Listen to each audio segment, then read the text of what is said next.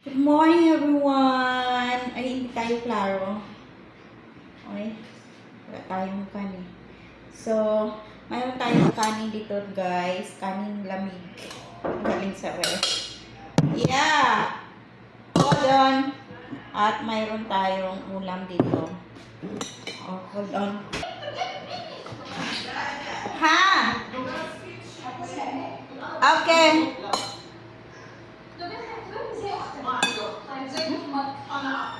Malamig ang kanin.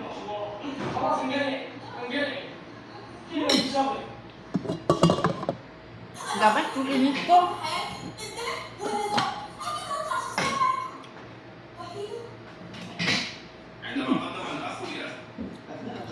Kasi malamig, mainit naman yung sabaw. Kaso magutom na ko, guys. Mahal ako ni madam ko, ah. Binilan ako ng, alam niya na gusto ko to. Ginawan ko kasi siya ng kwan eh. Binigay ko kasi sa kanya yung pang-spray ko sa aking mga kasuk-kasuan. Gawa-gawa ko.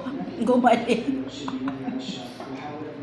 Sabi niya, alhamdulillah, gumaling yung tuhod ko. Pati balikat niya.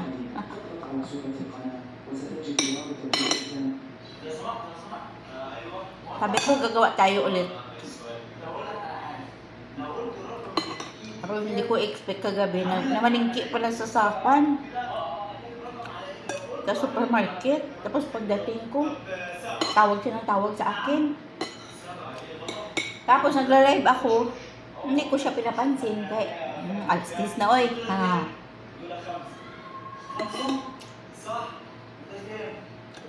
Ngayon, nung pumunta na ako dito sa kusina, marami ng mga plastic po. Ay, namalingki. Ito pala.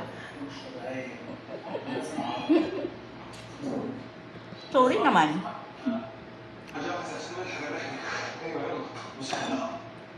Diba? Lagyan ko lang maraming gulay. Yung ulo ng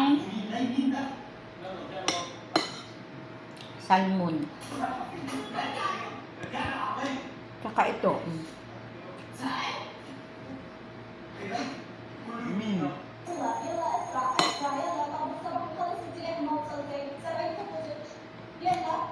Diba?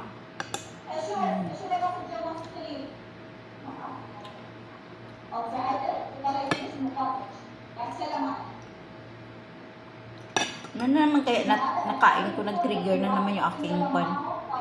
Wow! Favorite ko talaga tong ulo ng kwan. Ulo ng salmon. Kasi pwede mo siya isigang, pwede mo siya sabawan.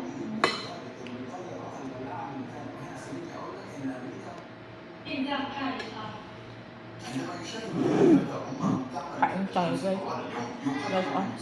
يضع منشفة على كتفيه ويمسح العرق عن جبينها مما يجعلها تشعر بسعادة كبيرة وبعد ذلك يقدم لها عصا. Kape, guys.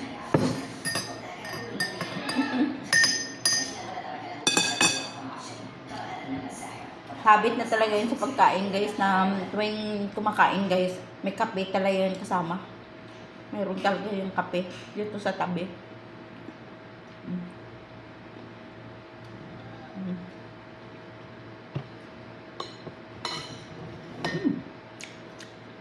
Parang hindi na kaya-aya yung amoy. Kasi paggising ko kanina, pagtingin ko sa freezer, parang hindi gumana yung freezer. Kaya kinuha ko itong isda, parang lambot-lambot. Nagyaw-yaw na po. Nagyaw-yaw ang nanay kaya baka daw sira na naman yung ref niya. Baka bago-bago lang. Hindi pa nga natanggal yung mga plastic.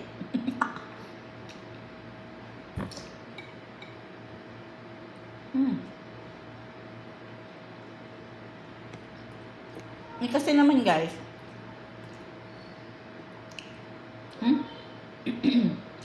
Ang mga gamit talaga ngayon, guys, sa mga ganitong mga years, mga disposable na, guys. Abutin lang ng 2 taon, 3 taon.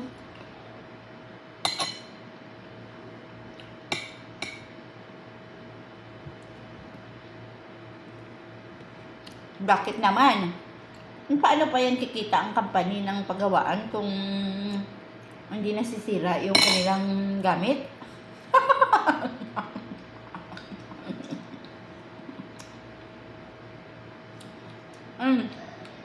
Bibili kasi nila, lagyan nila ng 10 years warranty.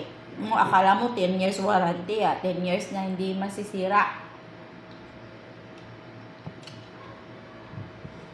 Isang taon pa lang yung gamit, nasira na. Tapos, ibalik mo sa kanila. Pagbalik mo sa kanila, magbabayad ka ng service. Pira pa rin yun.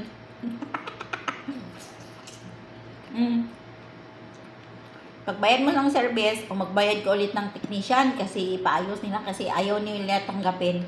So, bigyan nila ng technician o babayaran mo yung technician. Tapos, babayaran mo service, bayaran mo technician, para ka na rin bibili ng bago. Kasi ang halaga nun, halimbawa, naayos ng 1 year pa lang, naayos na. O di, umabot na naman na 1 taon, nakuhan ulit, nasira ulit. Di, panibago mong bayad.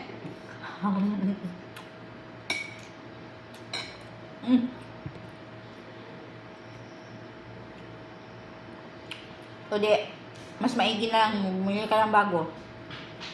Kaya yan talagang quality ng mga gamit ngayon. Bili ka lang bili para manufacture yung mga company. Dati kasi ang kalakalan dati, patibayan ng gamit, patibayan ba? Oh, anong brand ng gamit mo, ng brand mo kasi yun na rin gagawin. Maganda ba siya? Matibay ba siya? Matagal ba siya masira? O sabihin ng nagbili na, oo, magandang brand yan. Ang kuwan ko nga dyan, nakakuan na yung anak ko, nakaasawa na yung anak ko, andyan pa rin, ginagamit pa rin namin. Kasi patibayan nga dati. Ngayon,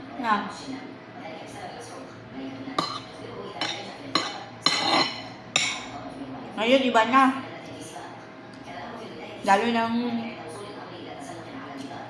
na yung kanila, yung kompetensya nila is yung galing sa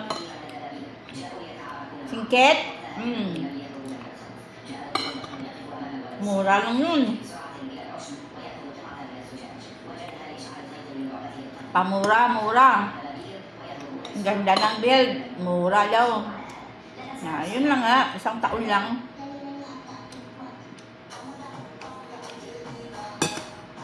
Pag makita mo ang gamit na mura lang, hindi mo talaga salikuan yan na hindi tatagal.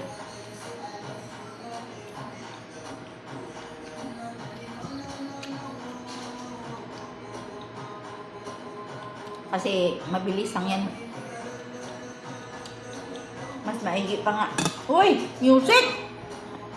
Nagbibideo ako dito. Lulululo. Uy! Lulululo! Stop!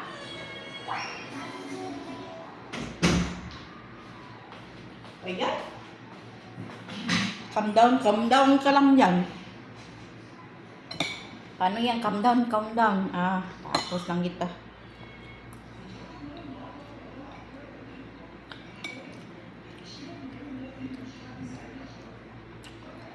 Sensitive pa naman ngayon ang video ka, tapos i-upload mo, tapos may marinig na music. Sabihin talaga na sa bagay, mayaman naman yan si Rima.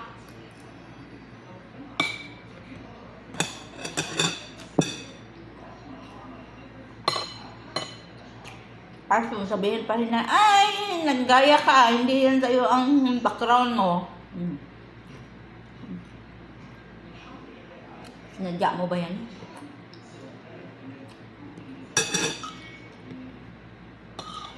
Sabagay, kahit anong lagay mo dyan ng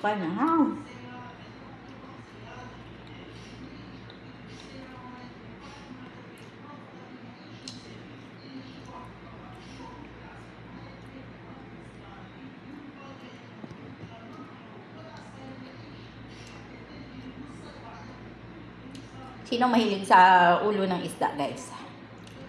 Comment nyo yan sa baba, sa comment section natin para appear tayo. Kasi ako, gusto ko talaga yung mga ulo-ulo na yan. Ulo ng tuna, ulo ng salmon. Kasi, sarap kasi kuwan yung mga litin-litin.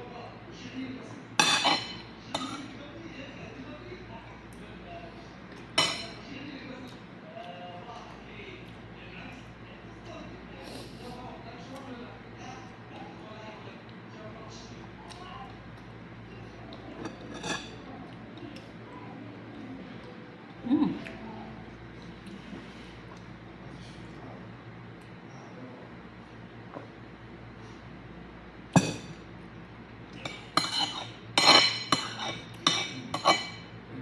Yung kape, ginawa ng tubig.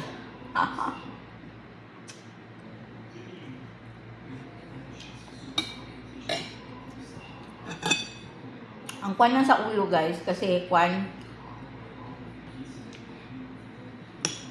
maraming tinik. Pero kung sanay ka talaga, yan yung mga people, balang natawo sa mga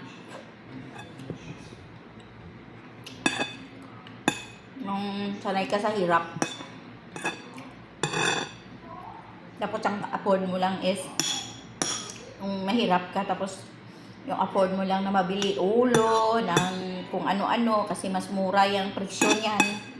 Paa ng manok, di ba? Ano ba yung paa ng manok, di ba? Mas mura yan kaysa sa katawan. Yan ang mga inuulam ng mga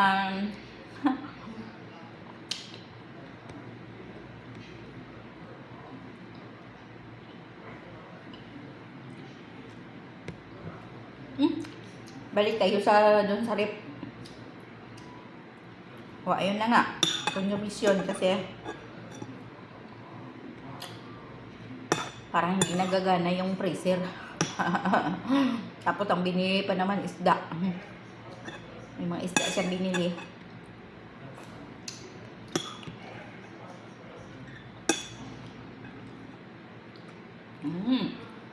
Pinala ako niya ng ulo ng salmon, ng matambaka, ng tawilis.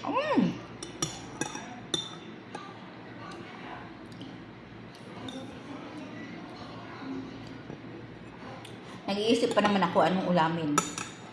Surprise. Sometimes God is good all the time. All the time, God is good. Dahil alam ng Lord, diba? Alam niya, kahit dulo ng buhok mo, alam niya kung anong galaw ng dulo ng buhok mo. Ganito tanongan dito. Kaya, kape tayo.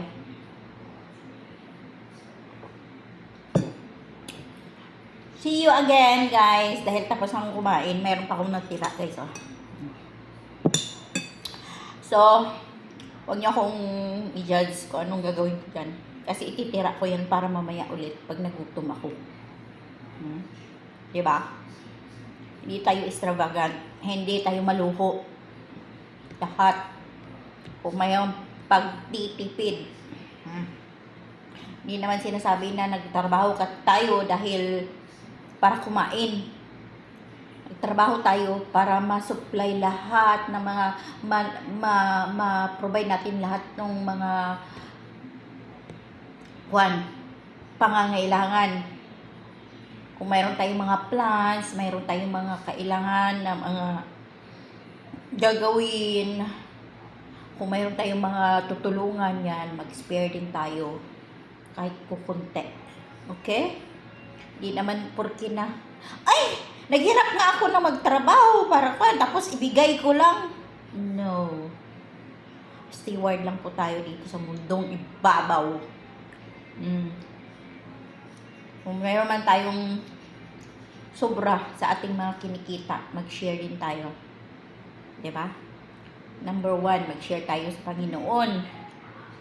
Kasi, andyan talaga sa Bible yan. Give your tithes and offering. Oh my goodness. Natumba. Sobrahan ko ka-aksyon na. Give your tithes and offering to God. Tapos sabi niya pa, testingan nyo ako. Test me. Sabi pa, hinahamon pa talaga tayo na subukan natin siya. Kung gaano siya.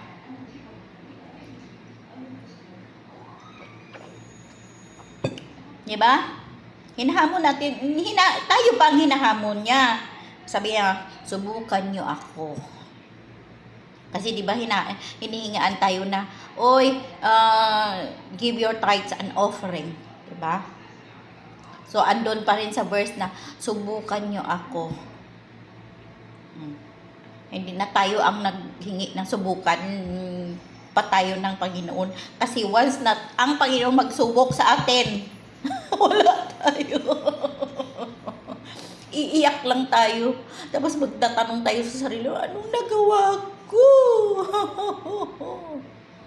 Eh, wala. Kasi, naantay natin na tayo ang subukan, hindi na tayo ang magkuhan sa hamon. Yeah. Guilty din ako, guys, kasi hindi ko rin yan na nagagampanan for how many years, but still my desire. Yeah. Okay, so see you again. Thank you so much.